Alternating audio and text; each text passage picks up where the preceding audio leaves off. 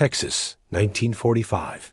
Heat shimmered across the endless flatlands surrounding Camp Swift, turning their horizon into liquid glass.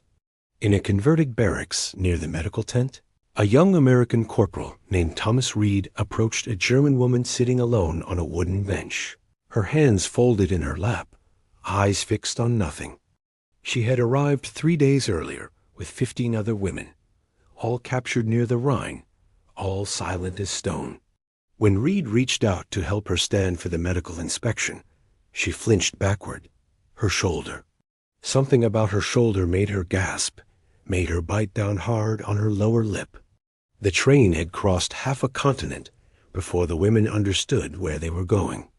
Through the slats of the cattle car, they watched Germany disappear into France, France into port cities into the gray Atlantic, then America.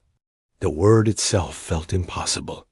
Marguerite Hoffmann sat near the corner, her back against splintered wood, her right arm cradled against her chest. 23 years old. Blonde hair dark with sweat and dirt. A chemist's daughter from Heidelberg, who had volunteered for the Reichsarbeitsdienst in 1942, worked in a communications office outside Cologne, and found herself retreating eastward with thousands of others as the Allied armies advanced. The capture happened in March, American infantry moving through a small village near Remagen. Marguerite and 6 other women had hidden in a farmhouse cellar, listening to boots overhead, listening to German spoken with American accents calling for surrender. When they emerged, hands raised, the soldiers seemed almost embarrassed. One offered her water. Another asked if she was hurt. She had lied, shook her head, said nothing about the shell fragment. From there, they were placed in temporary camps, questioned, documented, photographed. The women who had been nurses or secretaries or telegraph operators, all sorted and processed like industrial materials. Some were sent to Britain, some to France for reconstruction labor. Marguerite and 14 others were loaded onto a Liberty ship bound for New York, then trains heading southwest into Texas. None of them understood why Texas. The guards joked about steaks and cowboys. Through broken English and hand gestures, they explained something about farm work, about labor camps needing help with harvests. But the women had stopped asking questions. Questions led nowhere. The camp sprawled across scrubland 20 miles outside Austin. Rows of white barracks, guard towers with board sentries, mess halls that smelled of coffee and bacon grease. When the women arrived in early May, the temperature already touched 90 degrees by mid-morning. The air tasted of dust and mesquite. Thomas Reed had been assigned to Swift for 6 months. Working medical administration after a training accident left him with a steel rod in his leg. 26 years old, son of a Chicago pharmacist, he had imagined combat and found clipboards instead.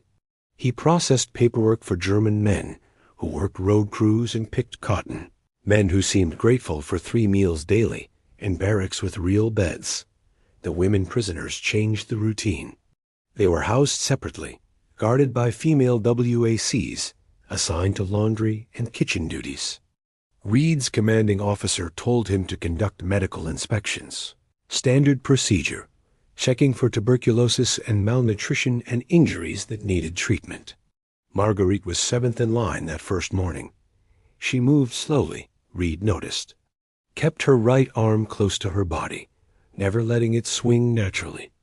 When her turn came, she stepped forward and met his eyes with a flatness that surprised him. No fear, no hostility. Just absence. He asked her name. She answered in careful English. Asked if she had any injuries or illnesses. She hesitated, then shook her head. Reed gestured for her to remove her jacket for the examination. Standard procedure. Listen to lungs, check for rashes or wounds, document everything in triplicate. She unbuttoned the gray military jacket slowly. Underneath, a cotton shirt, yellowed with age and sweat. When Reed moved to check her shoulder mobility, asking her to raise both arms, Marguerite gasped. Her right arm lifted perhaps 6 inches before she stopped, breathing hard through her nose. "You're hurt," Reed said. Marguerite shook her head again. "It is nothing. Let me see." "No?" Reed stepped back.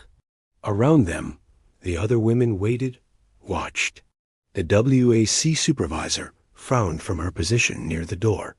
This was taking too long. "I can't help if you won't show me," Reed said quietly. Marguerite looked at him then, really looked, as if trying to determine something essential about his character from the shape of his face. Finally, she spoke. "It burns when you touch it." That evening, Reed convinced his commanding officer to let him conduct a private examination. The camp had a small medical office, barely more than a converted storage room with a cot and basic supplies. Marguerite arrived escorted by a WAC sergeant, her expression unchanged, still that careful blankness. Reed explained what he needed to do. She would need to remove her shirt. The WAC would remain in the room. He would examine her shoulder, determine the injury, recommend treatment. Standard procedure. Marguerite nodded. Unbuttoned her shirt with her left hand, let it fall to her waist. The burn scar covered her right shoulder blade and extended down toward her spine. Old tissue, months healed, but angry red at the edges where infection had tried to take root and been fought back by immune systems alone. Reed had seen burns before, knew the patterns of flame and chemical and friction. This was different. Embedded in the center of the scar tissue, perhaps an inch beneath the surface, something hard pressed against the skin. When Reed touched it gently, Marguerite hissed through her teeth. Heat radiated from the spot, fever warm, the body still fighting something foreign. "How long?" Reed asked. "Since January." "January. 4 months." 4 months carrying metal inside her shoulder, fighting infection without antibiotics, without proper treatment. Marguerite pulled her shirt back on, moving carefully. "In the retreat," she said, "artillery. Something struck me. I did not realize until later." Reed sat down, thinking. The fragment needed to come out. Infection this persistent could spread to bone, could poison blood, could kill. But the camp had no surgeon, no proper operating equipment. He would need to make arrangements, file paperwork, get authorization. "Why didn't you tell anyone before?" he asked. Marguerite looked at him with something that might have been pity. "In Germany, in the camps after capture, they separated the injured. We heard they were sent to different places. I wanted to stay with the others." Reed understood then. She had been afraid. Afraid of being isolated, of disappearing into the machinery of war and occupation, of losing the small comfort of familiar faces. So she had hidden the wound, endured the pain, risked her life to avoid being singled out. "You can't hide it anymore," Reed said gently. "This could kill you. Then it kills me. The flatness again. Not suicidal exactly. Just exhausted acceptance of whatever came next."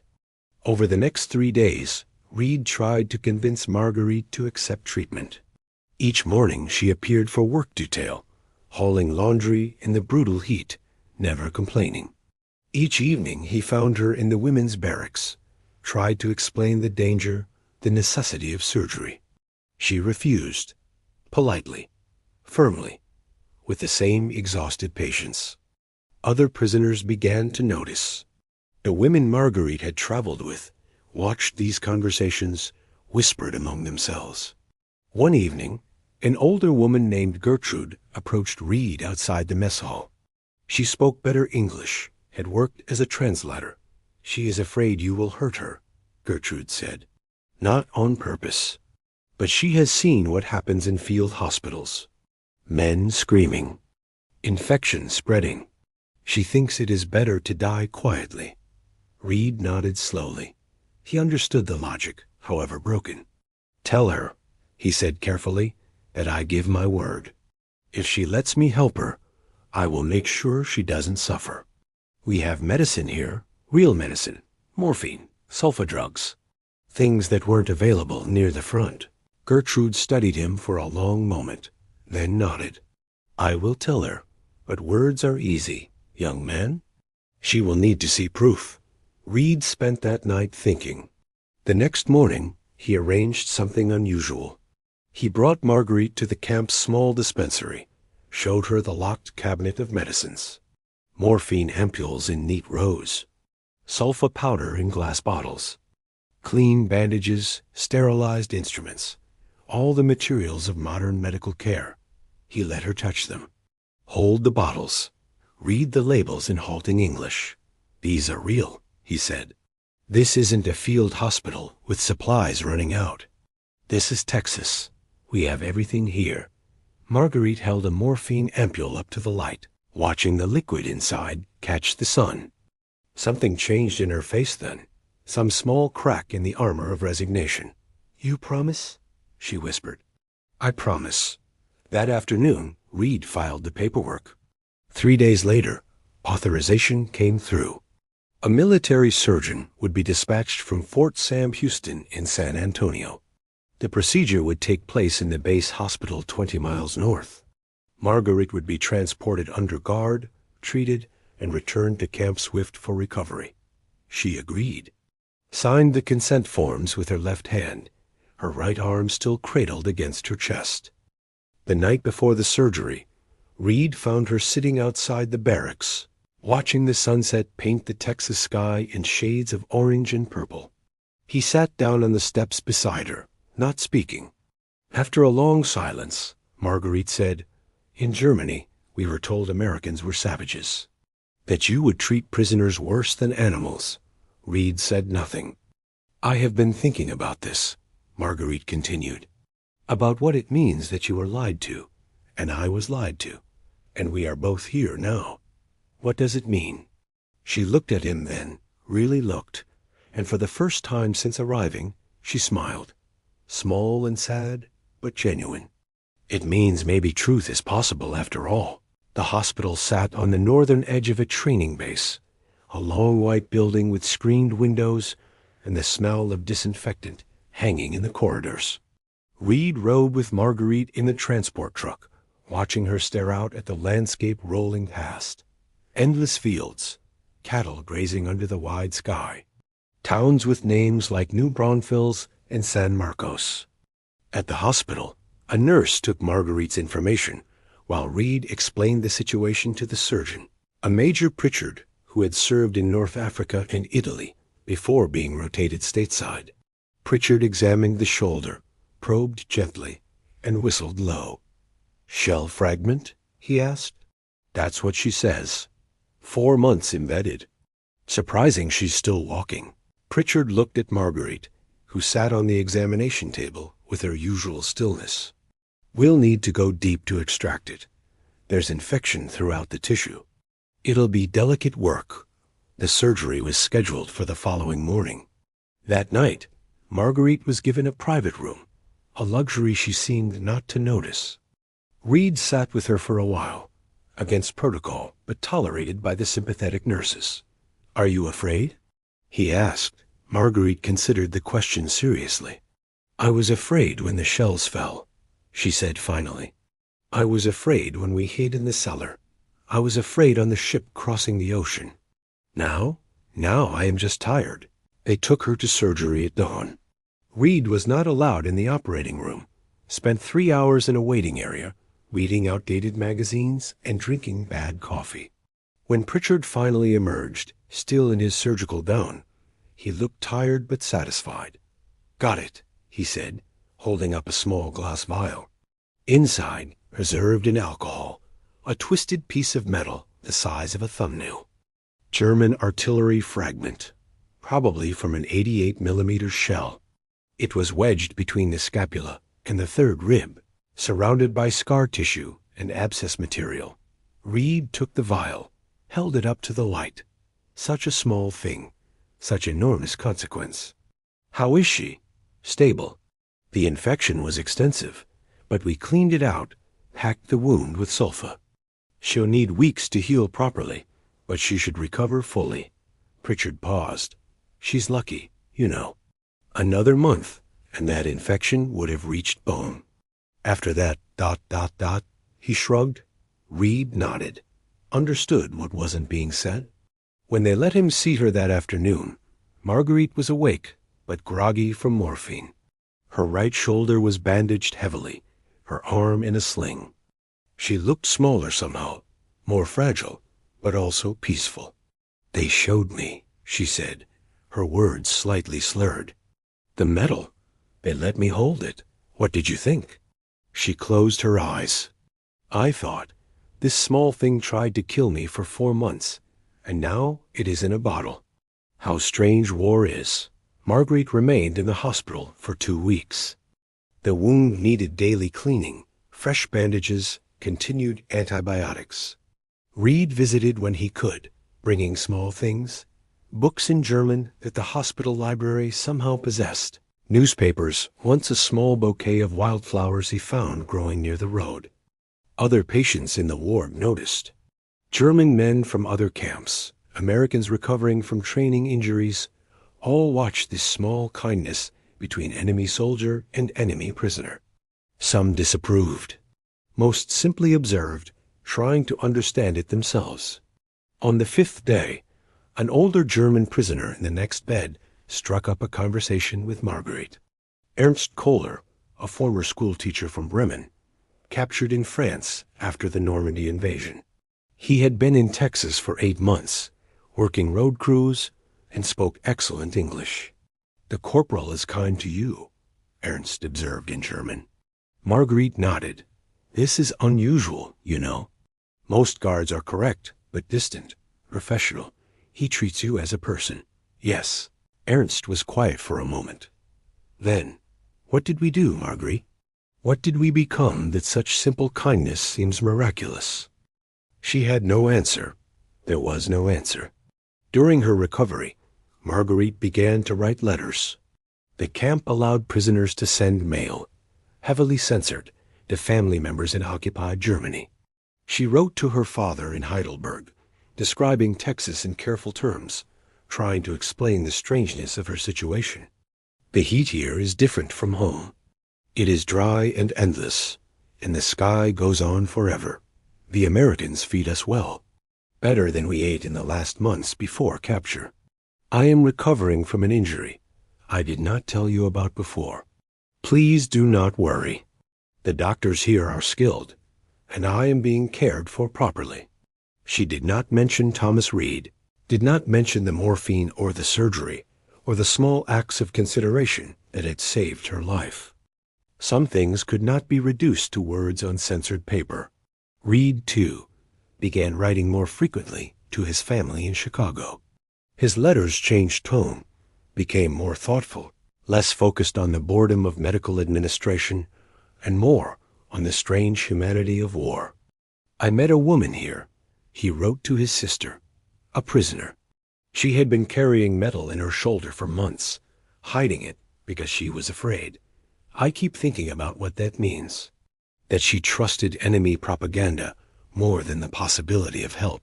That we have all been taught to see each other as monsters, and yet here we are, just people trying to survive."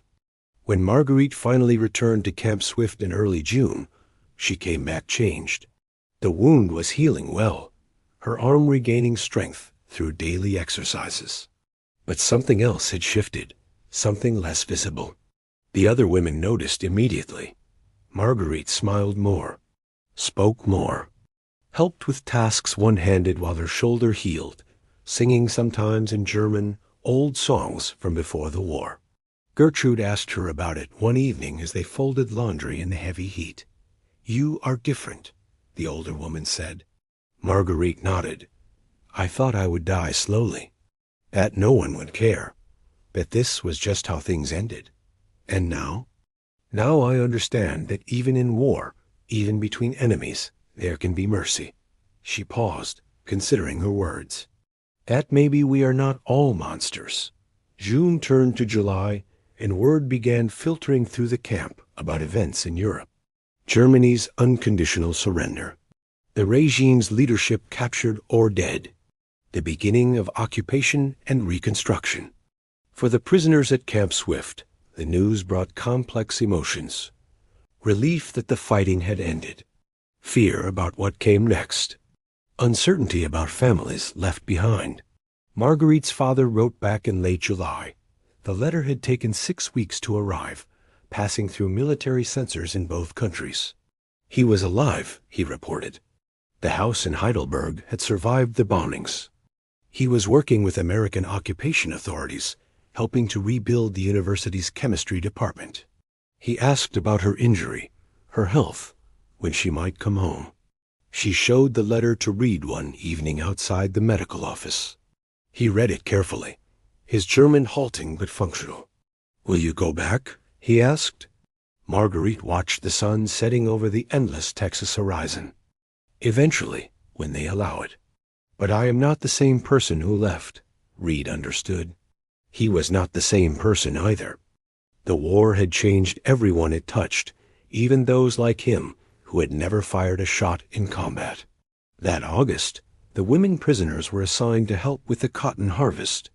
The camp needed labor, and the work was considered appropriate. They rode in trucks to vast fields where white bolls waited to be picked, joined by German men from other barracks, all working under the brutal sun. Marguerite's shoulder still ached, but she could use her arm again. Slowly at first, then with growing confidence. She picked cotton beside women she had crossed the Atlantic with, singing work songs to pass the time, drinking cold water brought by guards who no longer seemed like guards exactly, more like supervisors of a strange collective enterprise. Reed came to the fields sometimes, checking on workers, documenting any injuries or heat exhaustion. He would find Marguerite in the rows, ask how she felt, remind her not to overdo it. Their conversations remained brief and professional. But something existed between them now, an understanding that transcended the boundaries of war and capture and nationality. She had trusted him with her life. He had proven worthy of that trust. It created a bond that neither quite knew how to name. Germany surrendered in May. By September, the question became, what next? The camp administrators began planning for prisoner repatriation. Some would return immediately. Others would remain for months, working reconstruction projects or agricultural programs, while Europe sorted itself into new configurations. Marguerite was told she would likely return in early 1946, 6 more months in Texas, 6 months of work and waiting, and trying to imagine what Germany would be like under occupation. One evening, Reed found her sitting near the barracks with her notebook, writing. She had taken up sketching, he noticed. Small drawings of Texas landscapes, cattle, windmills, the endless sky. Souvenirs? He asked. She smiled. Proof, maybe, that this strange time was real. Reed sat down nearby, not speaking. They had fallen into these comfortable silences, required no constant conversation. After a while, Marguerite said, "When I first arrived, I thought Texas was punishment. A foreign place, unbearably hot, full of enemies. Now, ... She gestured at the sunset, the purple and orange sky, the cooling evening air. Now it feels like a kind of gift. How so? Because it showed me that the world is larger than what we were taught, that people are more complex than propaganda, that even in the worst circumstances, there can be unexpected kindness." Reed nodded slowly. "I think that's what my sister would call hope." "Yes," Marguerite agreed quietly. Hope. October brought cooler weather, relief from the brutal summer heat. The cotton harvest ended. The women returned to regular duties, laundry, kitchen work, maintenance. Marguerite's shoulder had healed completely, leaving only a scar that would mark her for life. She wrote letters regularly now, to her father in Heidelberg, to other women who had been sent to different camps, to relatives scattered across the occupied zones. The mail moved slowly but reliably, connecting the broken pieces of her life across thousands of miles. In November, Reed received orders. He would be discharged in January, sent home to Chicago to resume civilian life. His leg had healed as much as it would. The war was over. The occupation was someone else's responsibility. He told Marguerite during one of their evening conversations. She took the news with her usual composure, but he could see something flicker in her eyes. Not quite sadness, more like recognition of impermanence. "I am glad for you," she said. "You should go home. Build your life again." "What will you do?" Reed asked. "Return to Germany. Help rebuild. Find my place in whatever comes next." They sat quietly as the sun descended, painting the Texas sky in familiar colors. "I will remember this," Marguerite said finally. "All of it, the fear and the pain and the strange mercy. I will remember that when I was certain I would die, someone I was taught to hate saved my life instead." Reed looked at her, this woman who had crossed an ocean with metal in her shoulder, who had survived on stubbornness and hidden pain until she finally allowed herself to trust. "I'll remember too," he said. Marguerite left Camp Swift in February 1946, along with 300 other German prisoners. She boarded trains heading east, then ships heading back across the Atlantic. The reverse journey of her arrival, but different in every meaningful way. Before she left, Reed gave her the vial containing the shell fragment. Pritchard had saved it, kept it in the medical office as a curiosity. Reed thought she should have it. A strange souvenir of a strange time. "What will I do with this?" Marguerite asked, holding the vial up to the light. "Keep it. Forget it. Throw it away. Whatever seems right." She smiled, tucked it carefully into her bag. "I will keep it." As proof, they shook hands, formal and proper. The WAC supervisor watched approvingly. Everything correct, everything according to protocol. But Marguerite's grip lingered just a moment longer than necessary, and Reed understood. Some things required no words. In 1952, Thomas Reed received a letter postmarked from Heidelberg. Inside, a brief note in careful English and a photograph. Marguerite standing in front of a rebuilt university building, wearing a white coat, a chemistry degree in her hand. "Dear Thomas," the note read, "I thought you would want to know that I finished my studies. I am working now, helping to develop new medicines, antibiotics mostly.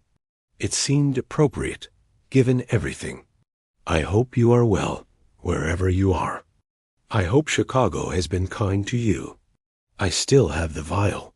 It sits on my desk, a reminder that even the smallest pieces of metal, the smallest acts of kindness, can change everything." With gratitude, Marguerite, Reed kept the letter, showed it to his wife, explained the story, tried to convey the strangeness and the hope of it all. She listened carefully, then said, "You saved her life." "No," Reed replied. "I just helped her save her own." He wrote back a short letter, congratulating her, sharing news of his pharmacy in Chicago, his children, his quiet civilian life. The correspondence continued sporadically for years. Christmas cards, occasional updates, the gentle maintenance of a connection formed in extraordinary circumstances. In the vast machinery of World War II, Marguerite Hoffmann and Thomas Reed were footnotes, if that. Their story touched no major battles, changed no strategic outcomes, appeared in no official histories. Just one woman who carried metal in her shoulder across an ocean, and one man who saw past enemy designations to recognize suffering that needed addressing. But meaning exists in small moments too, in the choice to trust when trust seems impossible, in the decision to help when help is not required, in the recognition that propaganda fails when confronted with individual humanity. Marguerite lived into her 80s, worked 4 decades as a research chemist, never forgot the summer she spent in Texas with a wound that should have killed her.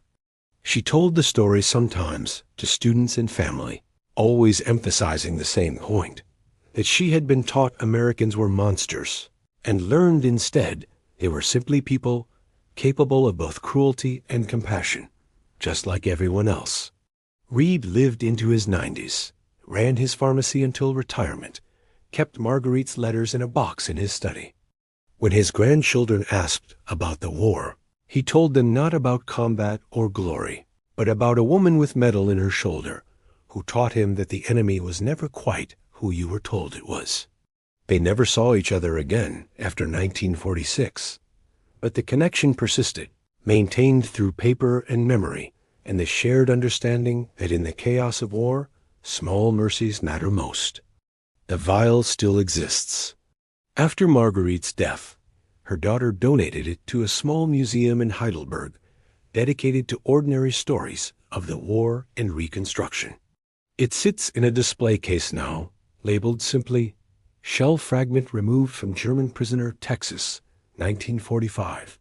Visitors sometimes stop to look at it, ask questions, wonder about the story behind such a small object in such a specific case. The museum guide tells them what is known about the wound and the hiding and the surgery and the letters, about the American corporal and the German chemist and the strange grace that allowed them both to see past what they had been taught to believe. Most visitors nod, move on, forget within minutes. But some stop longer, study the twisted metal. Think about what it means to carry such a thing inside you, to hide pain out of fear, to finally trust enough to ask for help. These visitors understand something essential. That war is full of grand narratives and great battles and strategic turning points. But also that war is this: small pieces of metal, burning when touched, waiting to be removed by unexpected hands. That hope exists in the spaces between enemy and ally, in the moments when propaganda dissolves before the reality of individual suffering. That the most important victories are often the smallest ones. That a vial in a museum in Heidelberg contains not just metal, but proof that even in humanity's darkest moments, mercy can still find a way to exist. Texas, 1945. A woman with a hidden wound, a soldier who chose to see her suffering, and between them, a fragment of metal that burned when touched until someone cared enough to remove it. This is the story. This is what endures.